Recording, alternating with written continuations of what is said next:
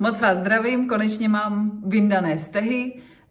Na pravém oku jsem nakonec měla nějaký zánět, takže jsem dostala antibiotika a proto se stehy vyndavaly o 2 dny později, takže ne po 7 dnech, ale tady z toho pravého oka až po 9 dnech. Nicméně už se to začíná všechno hojit, samozřejmě, že jizvy jsou červené a v tuto chvíli, než se doloupají nebo dooloupají všechny stroupky z jizviček, tak jsem jenom začala opatrně mazat měsíčkovou mastí. Samozřejmě velmi opatrně, abych stroupky nějakým způsobem neseškrábla nebo tak.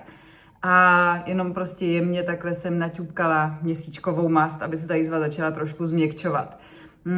Počkám ještě zhruba 4 dny a pak už budeme moct začít konečně lepit crosslink, aby se nám ta jizva hezky začala prokrvovat, hojit a samozřejmě se začala barva sjednocovat s okolím té kůže.